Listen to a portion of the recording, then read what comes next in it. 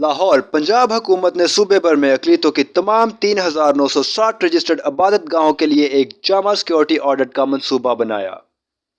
یہ فیصلہ اقلیتی امور کے وزیر سردار رمیش سنگھ اروڑہ کی صدارت میں منعقدہ میٹنگ کے دوران کیا گیا۔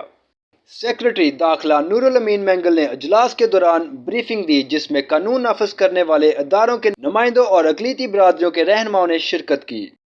انہوں نے کہا کہ محکمہ میں ایک سیل قائم کیا گیا ہے تاکہ سیکورٹی ایجنسیوں کے ساتھ رابطہ کیا جا سکے اور اقلیتی برادریوں کی عبادت گاہوں کے لیے مضبوط تحفظ کو یقینی بنایا جا سکے۔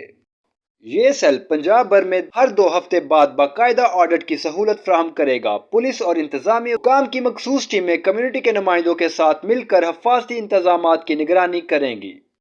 سردار رمیش سنگھ اروڑہ نے تمام مسیحی شہریوں کے لیے مساوی حقوق کے لیے حکومت کے عزم پر زور دیا۔ اس بات پر زور دیا کہ جامع حفاظتی اقدامات بشمول باؤنڈری وال، سرویلنس کیمرے، خاردار تاریں اور اہلکار تمام اقلیتوں کی عبادت گاہوں پر موجود ہوں گے۔ انہوں نے نگرانی کو مضبوط بنانے اور حفاظت کو بڑھانے کے لیے ایسی تمام سائٹوں کی رجسٹریشن کی ضرورت پر بھی روشنی ڈالی۔ معلومات کا قابل اعتماد ذریعہ CRC۔ جڑے رہیں CRC کے ساتھ۔